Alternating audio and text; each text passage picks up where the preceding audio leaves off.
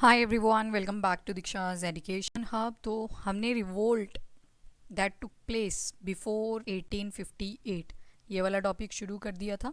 उसी को आज फर्दर प्रोसीड करेंगे और डिवीजन देखेंगे कि सिविलियन रिवोल्ट्स कौन कौन से थे, देन ट्राइबल रिवोल्ट्स कौन कौन से थे। अभी मैं फिर से रिपीट कर दूं, हम 1858 से पहले वाले पढ़ रहे हैं, जब ब्रिटिशर्स का फेज़ 1 चल रखा है और 1757 से लेके 1857 तक की बातचीत हो रही है। उसके बाद 1858 के बाद पूरी की पूरी पॉलिटिक्स, इकोनॉमिक्स, सब कुछ चेंज होने वाला है इंडिया के अंदर। ठीक है, तो जो आगे आगे के 90 साल निकलने वाले हैं, they are going to be very different from the previous ones. तो आज हम स्टार्ट करेंगे फ्रॉम द फर्स्ट रिवोल्ट, जिसको बोला गया सन्यासी रिवोल्ट। एंड जैसे कि मैंने आपको बताया था, बहुत सारी कैटेगरीज बन गई थी रिवोल्ट्स की भी, पर किसी में ऐसे नहीं था कि हमें अपना जो देश है उसको आज़ाद करना है। नेशनलिज्म वाली फीलिंग नहीं थी किसी के भी अंदर। ठीक है, सो ये चीज़ भी याद रखिएगा कि नेशनलिज्म की फीलिंग नहीं थी, जिस वजह से बहुत सारे हिस्टोरियंस ऐसे हैं जिन्होंने कहा कि फर्स्ट वॉर ऑफ इंडिपेंडेंस था 1857 का रिवोल्ट, एंड कुछ ने कहा कि नहीं था। तो दीज वर द रीजंस। तो आज हम सिविल रिबेलियंस के बारे में पढ़ेंगे, जिसमें सबसे पहले आता है सन्यासी रिवोल्ट। पिछला लेक्चर ज़रूर से देख लें, उसमें मैंने पूरी आपको जो स्टोरी थी, इसमें आपको पता होनी चाहिए, वो सारी समझा दी थी। चलिए जी, अब बात करते हैं आज सन्यासी रिवोल्ट के बारे में। Timeline is very important. 1763 से चलेगा, 1800 तक एक्सटेंड करने वाला है। अब हुआ क्यों सन्यासी रिवोल्ट? ऐसा क्या हुआ कि लोग पहले तो अंग्रेज़ों के अंडर डायरेक्टली काम करने लगे हुए थे, फिर अचानक से आक्रोश फैलता है जस्ट बिकॉज ऑफ 1770 का हमने पढ़ा था बंगाल का फेमीन। याद है ना, बंगाल में फेमीन वाली कंडीशन आ गई थी। कंडीशन ऑल्दो नेचुरल थी, पर उससे क्या हुआ था कि जो ब्रिटिशर्स थे उन्होंने ऊपर से बहुत ज़्यादा हार्श इकोनॉमिक पॉलिसीज़ बना दी थी लोगों के लिए। जो टैक्स था, ज़मींदारों को पैसा देना पड़ता था रेवेन्यू जनरेट करने के लिए। तो जो ज़मींदार हुआ करते थे वो फर्दर फार्मर या पीजेंट्स को ज़्यादा एक्सप्लॉइट करने लगे। तो 1770 में नेचुरली ही क्या हुआ, बंगाल फेमीन हो जाता है, भूखमरी वहाँ पे फैल जाती है, जिसकी वजह से लोगों में इतना ज़्यादा आक्रोश फैलता है कि वो एक रिवोल्ट का फॉर्म ले लेता है। तो अब ये जो सन्यासी रिवोल्ट था, एक रीज़न तो ये आ गया कि बंगाल में जो फेमीन फैला, भुखमरी फैली, एंड दूसरा रीज़न आ जाता है जो harsh economic policies English East India company ने फार्मर्स के ऊपर या फिर लोगों के ऊपर इम्प्लीमेंट करके रखी थी। एक और रीज़न आ जाएगा कि जो इंग्लिश लोग थे ये अपनी फैक्ट्रीज बना रहे हैं, जिससे लोग बड़े ज़्यादा डिसअपॉइंटेड थे। और बहुत सारे प्लेसेस बंगाल के अंदर हम देखते हैं कि लड़ाइयाँ कर करके सारे के सारे एरियाज़ अपने अंडर उन्होंने ऑक्यूपाई कर लिए थे। तो ये कुछ रीजंस थे जिसकी वजह से सन्यासी रिवोल्ट अकर करता है। इसी रिवोल्ट को, सन्यासी रिवोल्ट को ही एक और नाम भी दिया गया है जिसको बोलते हैं फ़कीर रिबेलियन। फ़कीर रिबेलियन या फ़कीर रिवोल्ट। अब कुछ इंपॉर्टेंट लीडर्स हैं जो कि आपको हर रिवोल्ट के अंदर मिलेंगे, उसी तरह से सन्यासी रिवोल्ट के भी हैं। तो कल मैंने कुछ गड़बड़ कर दी थी, चलो कोई बात नहीं, यहाँ पे करेक्शन कर लेते हैं। ओके, तो यहाँ पे जो इंपॉर्टेंट लीडर्स थे सन्यासी रिवोल्ट के, वो कौन कौन थे? तो वो थे मंजू शाह, चिराग अली, मूसा शाह, देवी चौधरानी। तो मंजू शाह, चिराग अली, मूसा शाह, देवी चौधरानी, 3-4 बार नाम याद रख लेना। सारे नहीं मैं बोल रही, चारों आपको पता हो। हाँ, प्रीलिम्स के लिए एटलीस्ट आइडिया होना चाहिए कि मंजू, चिराग, मूसा, देवी ये नाम किसके साथ एसोसिएटेड थे। तो सन्यासी रिवोल्ट के साथ एसोसिएटेड थे। पर जब मेंस में आप आंसर लिखते हो तो ज़रूरी नहीं होता कि सभी लीडर्स के नाम लिखने पड़ेंगे आपको। वहाँ पे डायरेक्टली मेंशन कर दो मंजू शाह, चिराग अली, बस इतना सा लिख दिया, दे वर इंपॉर्टेंट लीडर्स ड्यूरिंग द सन्यासी रिवोल्ट, ऐसे करके आप लिख सकते हो। पर हाँ, प्रीलिम्स में अगर नाम के थ्रू क्वेश्चन आता है तो फिर ये टफ कैटेगरी में आ जाएगा। तो याद रखिएगा, मंजू, चिराग, मूसा, देवी, ये चारों लोग जो थे ये सन्यासी रिवोल्ट के मेन लीडर्स हुआ करते थे। तो आनंद मठ की मैंने कल बात करी थी, मैंने कुछ तो नील दर्पण बोल दिया था आई थिंक। हाँ, तो वो मिस्टेक थी, चलो वहाँ पे मैं उसको पिन कर दूंगी कमेंट को। तो ये जो आनंद मठ था, ये लिखा था किसने? बंकिम चंद्र चटर्जी। तो ये सन्यासी रिवोल्ट को ही फर्दर सपोर्ट प्रोवाइड करने के लिए किया गया था। इसके बाद एक और रिवोल्ट आता है जिसका नाम है Midnapore Dhalbhum revolt. Midnapore and Dhalbhum revolt, ये भी बंगाल वाले एरिया के ही रीजन में ये छोटे छोटे एरियाज और आ जाते हैं। जैसे कि ये बंगाल वाला एरिया है, यहाँ पे मिदनापुर एंड धलभूम भी आपको मिल जाते हैं। मतलब ये छोटी छोटी रियासतें थी अंडर द बंगाल ओनली। ये जो रिवोल्ट था ये 1766 से शुरू हो जाता है और 1774 में ख़त्म होता है। यहाँ पे क्या हुआ था, जो कलेक्टर थे उनके बीच में हो जाती है लड़ाई, कॉन्फ्लिक्ट। क्योंकि मैंने आपको बताया था एक चेन बन रखी थी, यहाँ पे ज़मींदार बैठा करते थे, ऊपर ब्रिटिशर बैठे हुए हैं, फार्मर्स और पीजेंट। काम ये फार्मर और पीजेंट ही कर रहे हैं, सारा जो भी मेहनत लग रही है इनकी लग रही है। ज़मींदार को बोला गया था कि इनसे पैसे वसूलने हैं, ज़मींदार फर्दर ब्रिटिशर्स को दिया करते थे। ज़मींदार चाहते थे कि जो पैसे यहाँ से लिए वो कुछ हमारे पास भी बच जाए, तो उससे ये क्या किया करते थे, एक्सप्लॉइटेशन कर दिया करते थे फार्मर्स की। Although Britishers were well aware कि लोग जो हैं वो इनके साथ क्या कर रहे हैं, बहुत ज़्यादा एक्सप्लॉइटेशन कर रहे हैं, बट स्टिल वो इसलिए नहीं बोलते थे क्योंकि उनको खुला पैसा मिल रहा था एट दैट टाइम। तो मिदनापुर एंड धलभूम रिवोल्ट जो था, यहाँ पे जो ज़मींदार थे और जो ये रेवेन्यू कलेक्टर थे और जो फार्मर और पीजेंट्स हुआ करते थे, इनके बीच में कॉन्फ्लिक्ट आ जाता है। बंगाल के रीजन थे ये दो, मिदनापुर एंड धलभूम रिवोल्ट। उसके बाद गोरखपुर, बस्ती और बहराइच 1781 के अंदर ये होता है। और ये जो एरियाज़ आएंगे ये यूपी के ऊपर वाले एरियाज़ आएंगे, अवध रीजन हम बोल सकते हैं। तो वॉरेन हेस्टिंग ने इतनी ज़्यादा ऑपरेसिव सी या फिर बोल सकते हैं कि जो इंडियंस थे, लोकल इंडियंस थे, उनको सप्रेस करने के लिए इतनी बेकार बेकार पॉलिसीज़ लेके आए जिससे लोग इरिटेट हुए। और फाइनली गोरखपुर, बस्ती एंड बहरीच वाला जो एरिया था, यहाँ पे इजारा दारस बोला करते थे इनको। तो इंग्लिश ऑफिसर्स जो थे यहाँ पे इजारा दारस की फॉर्म में बैठ गए थे, मतलब चीफ ऑफिशियल के रूप में बैठे हुए थे। और जो पॉलिसीज़ हैं वो अपने हिसाब से इम्प्लीमेंट करे जा रहे हैं, जो ट्रेडिशनल मेथड है उनको अवॉइड कर रहे हैं, जिसकी वजह से गोरखपुर, बस्ती एंड बहराइच वाले एरिया के जो लोग थे वो भी आक्रोश में आ जाते हैं। तो this all happened in the Awadh वाला एरिया। तो यहाँ पे जैसे आप बोल सकते हो, ठीक है, नेपाल के साथ बॉर्डर जो एरिया है वहाँ पे। Then revolt of raja of Vizianagaram, ये भी 1794 का है। तो यहाँ पे क्या होता है कि जो इंग्लिश वाले थे, आपको पता है वो वॉर करते थे और फिर एंड में ट्रीटी साइन किया करते थे। तो ट्रीटी वैसे ही एक साइन हुई थी राजा ऑफ विजयानग्राम के साथ।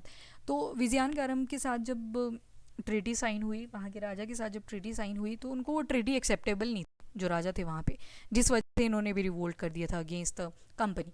नाउ ट्रीटी में क्या हुआ था, कंपनी ने डिमांड करी थी कि उनको 3 लाख रुपए देने पड़ेंगे जो इनका एरिया है वहाँ से, और जो उनके ट्रूप्स है उनको हटाओ और हमारे आर्मी को वहाँ पे लगाओ। इसका क्या मतलब है कि ये एरिया है मान लो विजयनगरम का, यहाँ पे विजयनगरम रहता है। अब यहाँ पे क्या बोला ब्रिटिशर्स ने, हमें 3 लाख रुपए देने हैं आपने, इन शॉर्ट वही सब्सिडरी अलाइंस वाला सॉर्ट ऑफ बोल सकते हैं। और जो ट्रूप्स होंगे यहाँ पे वो किसके थे, ब्रिटिशर्स के थे। तो विजयनगरम के राजा को ये चीज़ पसंद नहीं आई थी, जिस वजह से यहाँ पे इन्होंने भी रिवोल्ट क्रिएट कर दिया था अगेंस्ट द ब्रिटिशर्स। अब अवध रीजन के अंदर जितने भी ये सिविल रिवेलियंस हुए 1799 के आसपास, उसके बारे में हम देखेंगे। तो अवध में बैठा करते थे नवाब। तो जो नवाब थे अवध के और ब्रिटिशर के, इन दोनों के बीच में बनने नहीं लगी, ठीक है, बिगड़ने शुरू हो चुकी थी। जैसे वज़ीर अली हैं, वज़ीर अली जो वज़ीर या फिर वज़ीर अली बोल सकते हो, उन्होंने एक आर्मी कलेक्ट करी। कितने लोग थे उसमें, 1000 मैन थे, और ब्रिटिशर्स ने उनको डिफीट कर दिया था।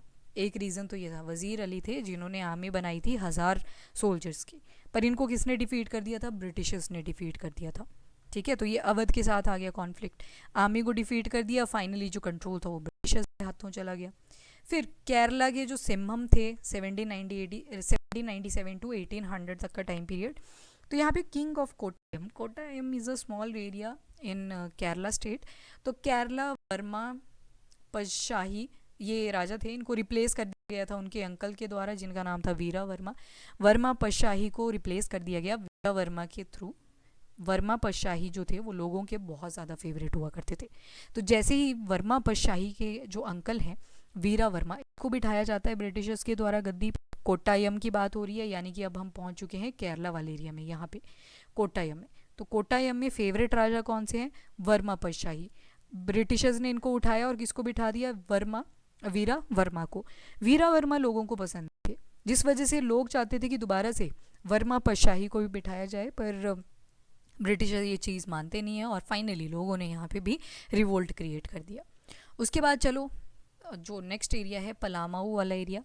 पलामाऊ जब अब हम चलते हैं तो यहाँ पे चीफ हुआ करते थे कुछ ट्राइब्स के, ट्राइब के नाम याद रख लेना। चीरो ट्राइब थी और इसके जो मेन लीडर थे वो थे भूखान सिंह। भूखान सिंह जो थे, he was the main leader of Chero tribe.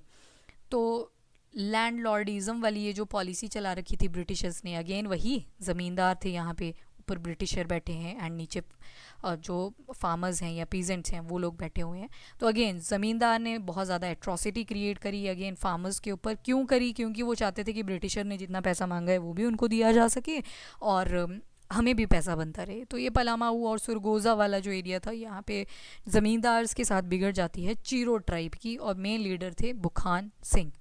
उसके बाद पॉलीगर रिबेलियन भी हो जाता है। पॉलीगर रिबेलियन की जो टाइमलाइन है वो चलेगी फ्रॉम 1795 टू 1805। ये जो रिबेलियन करा था पॉलीगर्स ने, साउथ इंडिया वाले पार्ट की बात हो रही है, साउथ इंडिया, ये 1781 में शुरू हो चुका था, जब नवाब ऑफ आरकोट, आरकोट आगे अगर तो मतलब कर्नाटका वाले एरिया की बात हो रही है। तो नवाब ऑफ आरकोट जब रूल कर रहे थे तो उन्होंने मैनेजमेंट जो कंट्रोल था पूरा का पूरा उस रीजन का, आरकोट का, वो किसको शिफ्ट कर दिया था? ब्रिटिशर्स को। तो 1781 से ही लोगों में वो आक्रोश फैल चुका था, जो पॉलीगर्स थे स्पेशली, कि इनसे बदला लेना है। तो पॉलीगर रिबेलियन इस वजह से हुआ था, बिकॉज ये जो मैनेजमेंट का काम है, एडमिनिस्ट्रेशन का काम है, कंट्रोल है पूरा का पूरा, वो लोकल राजा के हाथों ना होके कंपनी के पास जा चुका था, जिसकी वजह से पॉलीगर्स में भी बहुत ज़्यादा आक्रोश आ जाता है अगेंस्ट द ब्रिटिशर्स। इसकी वजह से हम देखते हैं बहुत गंभीर बैटल हो जाती है, और जो मेन लीडर था पॉलीगर की तरफ से वो थे वीरा Pandiya Katta Boman. Veera Pandiya Katta Bomman, he was the main leader from the side of poligars. पर ब्रिटिशर्स जो थे अगेन उन्होंने सप्रेस कर दिया था इन सबको, कोटायम में जितने भी, सॉरी, पॉलीगर में जो भी लोग थे, तो उनको डिफीट कर दिया था 1805 में। Finally Britishers came out as a power in that particular area. उसके बाद ब्रिटिशर्स जो थे इन्होंने सप्रेस किया। Then we are having new revolt 1808 से लेके 1809 तक चलता है। उसका नाम था Dewan Velu Thampi revolt. Dewan Velu Thampi revolt, Dewan Velu Thampi revolt 1808 to 1809, एक साल का रिवोल्ट है। इस टाइम गवर्नर जनरल बैठे हुए हैं लॉर्ड वेलेस्ली।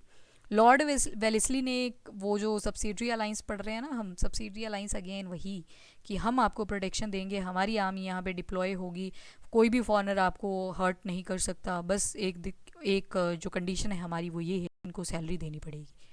तो लॉर्ड वेलेस्ली ने क्या किया, सब्सिडरी अलाइंस की पॉलिसी त्रवनकोर में इम्प्लीमेंट कर दी। और जैसे ही त्रवनकोर के अंदर ये सब्सिडरी अलाइंस इम्प्लीमेंट हुआ यहाँ पे, तो उस वजह से हम देखते हैं कि 1805 के अंदर जो दीवान वेलुथम्पी थे वो भी क्या कर देते हैं, they rose a revolt against the britishers. इसको ही कुंदारा प्रोक्लेमेशन भी बोला जाता है। Kundara proclamation is basically a second name for the Dewan Veluthampi revolt. उसके बाद कच्छ वाले एरिया में भी रिवेलियन चल पड़ता है। कच्छ की बात आ रही है तो अगेन गुजरात आपको जाना है, 1816 टू 1832 तक का टाइम पीरियड रहेगा। अब ये जो कच्छ रिवेलियन शुरू हुआ ना, इसमें अभी ब्रिटिशर्स का कोई रोल नहीं था, यहाँ पे इंटरनल कॉन्फ्लिक्ट हो गया। जो राजा थे वहाँ के, महाराजा थे कच्छ वाले एरिया के, और उनके जो चीफ्टियंस हुआ करते थे, जो उनको एडवाइसेस वगैरह दिया करते थे, उन दोनों के बीच में आ गया कॉन्फ्लिक्ट। राजा और जो मंत्रिमंडल था ना उनके बीच में कॉन्फ्लिक्ट आ जाता है, और वहाँ पे इंटरफेरेंस कर देता है कौन, ब्रिटिश। ठीक है, तो इस वजह से इनमें रिवोल्ट आ जाता है कि वाई आर यू इंटरफेयरिंग, जब लोकल लोग हैं वहाँ पे। देन बरेली की अपराइजिंग आ जाती है, 1816 का टाइम पीरियड चल रखा है। अब जो लोकल अथॉरिटी थी बरेली रीजन की, उन्होंने उनके ऊपर पुलिस जो टैक्स था वो ऑलरेडी इम्प्लीमेंट कर रखा था, जिसकी वजह से पब्लिक को वो पैसा देना पड़ता था। अब पुलिस में भी हमने पढ़ा था कि जो मेन पोजीशन के ऊपर लोग होंगे, कमांडिंग पोजीशन के ऊपर लोग होंगे, वो कौन थे, ब्रिटिशर्स थे। तो पुलिस टैक्स भी बहुत हैवी हुआ करता था। और आम जनता में आप फिर से नोटिस करोगे कि वही लोग हैं, फार्मर एंड पेजेंट्स। तो सिविलियन रिवोल्ट के एक और चांसेस बन चुके थे। तो यहाँ पे जो पिटिशन फाइल करी थी वो करी थी मुफ्ती मुजामद ओवज। इन्होंने मजिस्ट्रेट को इस बारे में कंप्लेंट भी फाइल करी थी, पर कुछ नहीं हुआ। Finally there was the revolt. फिर उसके बाद हथरास वाले एरिया में अपसर्ज हो जाता है 1817 के आसपास। दयाराम जो थे वो तालुकदार थे हथरास वाले एरिया के, और जो कंपनी थी उन्होंने भी बहुत सारी सेटलमेंट्स करके रखी थी हथरास वाले रीजन में। पर क्या हुआ कि ब्रिटिशर्स वांटेड ऑलवेज कि हमें इंटरेस्ट के साथ खूब सारा पैसा आए। दयाराम ये चीज़ फुलफिल नहीं कर पाते, and there was upsurge in Hathras again in 1817। फिर आता है आपका पाइका रिवेलियन। पाइका रिवेलियन होता है 1817 में, उड़ीसा वाले एरिया में हुआ था। यहाँ पे ट्रेडिशनल लैंडेड मिलिशिया की कंडीशन बन चुकी थी, जिसकी वजह से ये रिवेलियन इवर्ज कर जाता है। ट्रेडिशनल लैंडेड मिलिशिया यानी कि ज़मींदारों की ही वजह से अगेन प्रॉब्लम आ रही है, जो कि फर्दर किसने कंट्रोल कर रखे थे, ब्रिटिशर्स ने कंट्रोल कर रखे थे। हाउएवर जो पावर एंड स्टेट्स थी they were greatly reduced after English East India company conquest of Odisha in 1803। तो दोबारा से किसकी जीत हुई, ब्रिटिशर्स की हुई। और थोड़े टाइम के बाद ये जो रिबेलियन इमर्ज हुआ था, पाइका रिबेलियन, ये डिक्रीज होता गया और फाइनली कौन जीत गया? East India Company. There is suppress this revolt of Paika. उसके बाद बख्शी जगबंधु विद्याधर, ये फॉर्मर मिलिट्री चीफ थे राजा ऑफ खुर्द के अंडर, एंड दीन बंधु संतारा, ये दो इंपॉर्टेंट रिबेलियन इस रिबेलियन के जो हैं, ये बख्शी जगबंधु विद्याधर रिवोल्ट, इसके मेन लीडर थे वहाँ पे। वगैरह अपराइजिंग आप देखोगे 1818 टू 1820 तक चलेगा और फॉरेन रूल चल रहा है, यानी कि east India company was interfering a lot, बहुत सारी पेमेंट्स की डिमांड कर रही है, जिसकी वजह से जो गवर्नमेंट थी बड़ौदा की on the behalf of British government, मतलब पूरे के पूरे अधीन हो चुके हैं एंड लोगों पे अगेन अपराइजिंग फील होती हुई दिखेगी एंड वगैरह अपराइजिंग यहाँ से शुरू हो जाती है। फिर आता है आहोम रिवोल्ट, इसको करेंगे कल, पर एक बार रिवाइज़ कर लेते हैं फटाफट से, बिकॉज बहुत ज़्यादा मॉडर्न हिस्ट्री में बहुत सारी चीज़ें आपको याद रखनी पड़ेंगी, तो थोड़ा रिवीजन भी अपना फास्ट ही रखना। सबसे पहले हमने पढ़ा सन्यासी रिवोल्ट 1770 में बंगाल में फेमीन आ जाता है और ब्रिटिशर्स ने बहुत ही ज़्यादा हार्श इकोनॉमिक पॉलिसीज़ चलाई होती हैं, जिस वजह से लोग जो हैं वो भड़क जाते हैं और फाइनली ब्रिटिशर्स के अगेंस्ट खड़े हो जाते हैं। मंजू चिराग, मूसा देवी, ये चारों नाम किससे एसोसिएटेड हैं? सन्यासी रिवोल्ट से। फ़कीर रिबेलियन जो है वो भी किसको बोला जाता है? सन्यासी रिवोल्ट को ही बोला जाता है। देन बंकिम चंद्र चटर्जी, इन्होंने आनंद मठ लिखा था इन सपोर्ट ऑफ द सन्यासी रिवोल्ट। मिदनापुर एंड धलबोम रिवोल्ट जो था, यहाँ पे कॉन्फ्लिक्ट आ जाता है between the farmers and the जो रेवेन्यू कलेक्टर थे, यानी कि ज़मींदार बंगाल वाले एरिया में। फिर उसके बाद गोरखपुर की अपराइजिंग, बस्ती, बैराज, ये आ जाते हैं, ये अवध वाले एरिया में हुई थी बातचीत। उसके बाद रिवोल्ट ऑफ राजा ऑफ विजयानगरम 1794, यहाँ पे नॉन कंप्लाइंस, यानी कि जो राजा थे विजयानगरम के, उनको वो ट्रीटी पसंद नहीं आई थी ब्रिटिशर्स के साथ, जिसमें बोला गया था कि 3 लाख रुपए भी देने पड़ेंगे और साथ में क्या करना पड़ेगा, जो हमारे ट्रूप्स हैं यानी कि ब्रिटिशर्स के ट्रूप्स हैं उनको वहाँ पे प्रोटेक्शन देनी थी। तो ये चीज़ जो थी वो राजा ऑफ विजयानगरम को पसंद नहीं आई थी। उसके बाद अवध में भी क्या हुआ, वज़ीर अली ने 1000 सोल्जर्स की प्रॉपर एक आर्मी बनाई, बट ब्रिटिशर्स ने उनको डिफीट कर दिया था। उसके बाद केरला के सिम्हम ने भी रेजिस्टेंस दिखाई। कैसे? क्योंकि जो किंग ऑफ कोट्टायम थे वो थे पहले केरला वर्मा पशाही, पर बाद में राजा को रिप्लेस कर दिया जाता है बाय वीरा वर्मा, और वीरा वर्मा लोगों को पसंद नहीं आते और जिसकी वजह से ब्रिटिशर्स उनकी बात भी नहीं मानते, और जब बात नहीं मानते तो वहाँ पे हो जाता है रिवोल्ट। उसके बाद अपराइजिंग्स देखेंगे इन पलामऊ। पलामऊ जो है, यहाँ पे आप चीफ ऑफ चीरो ट्राइब देखोगे, बुखान सिंह, ये सब, बुखान सिंह जो थे he was the main leader of the Chero tribe, और यहाँ पे भी अगेन ज़मींदार ने ही वो प्रॉब्लम क्रिएट कर रखी थी एक्स्ट्रा चार्जेस की, जिस वजह से ये रिबेलियन हुआ। फिर पॉलीगर रिबेलियन हमने देखा, साउथ इंडिया में ये हो जाता है। नवाब ऑफ आरकोट जब वहाँ पे बैठे हुए थे कर्नाटका वाले एरिया के अंदर, तो उन्होंने क्या किया था, जितनी भी मैनेजमेंट थी और एडमिनिस्ट्रेशन थी वो सारी की सारी ईस्ट इंडिया कंपनी को दे दी। लोगों को वो चीज़ पसंद नहीं आई और ये मेनली लेड करा था वीरा पंड्या कट्टा बोमन, पर कंपनी ने इनको डिफीट कर दिया था और फाइनली 1805 में आरकोट वाले एरिया में कौन इमर्ज करके? ब्रिटिशर्स। उसके बाद दीवान वेलू थम्पी रिवोल्ट। दीवान वेलू थम्पी रिवोल्ट की बात करें तो लॉर्ड वेलेस्ली ने सब्सिडरी अलायंस की इम्पोजिशन कर दी थी यहाँ पे in the state of Travancore in 1805। उसके बाद आता है कच्छ रिबेलियन। कच्छ रिबेलियन गुजरात वाले एरिया में होता है and internal feud between maharaja and group of chieftains. उसके बाद ब्रिटिशर्स जो थे वो इस एरिया को भी ऑक्यूपाई कर लेते हैं, क्योंकि यहाँ पे कच्छ में क्या हुआ है, ब्रिटिशर्स ने देखा कि इंटरनल कॉन्फ्लिक्ट ऑलरेडी हो रखा है, जो राजा हैं और उनकी जो मंत्रिमंडल है उनके बीच में कॉन्फ्लिक्ट हो गया है, तो उन्होंने फ़ायदा उठाया इस चीज़ का। उसके बाद हथरास में भी अब सर्ज हो जाता है। दयाराम जो थे तालुकदार थे और he was like accompanying the company and बहुत सारी सेटलमेंट्स कर रखी थी हथरास वाले एरिया में, और बाद में जब दयाराम वॉज फेल्ड कि इंटरेस्ट नहीं दे पाए तो उस वजह से अपराइजिंग हो जाती है, क्योंकि Britishers started to exploit. Paika rebellion हमने देखा, पाइका रिवेलियन आपको मिल जाएगा उड़ीसा वाले एरिया में, यहाँ पे भी अगेन ज़मींदार वाली प्रॉब्लम आ जाती है। Bakshi Jagabandhu Vidyasagar, he was the former military chief under the raja of Khurda, and Dina Bandhu Santara, ये दोनों ही किसके? पाइका रिवेलियन के इंपॉर्टेंट लीडर्स थे। वगेड़ा अपराइजिंग होती है जब गवर्नमेंट ऑफ बड़ौदा देवर फेल्ड कि वो पूरी तरह से पेमेंट नहीं दे पा रहे थे ब्रिटिश गवर्नमेंट को, तो उसकी वजह से अपराइजिंग होती है नए वाली, दैट इज़ द वगेड़ा अपराइजिंग। अहोम रिवोल्ट से कल करेंगे शुरू, उसके बाद और भी बहुत सारी मूवमेंट्स हैं that we will proceed with next lecture. अभी के लिए इतना ही। If you like the video, do like and share as well as subscribe the channel. Till then bye bye, take care, thank you and have a nice day, keep studying, keep watching.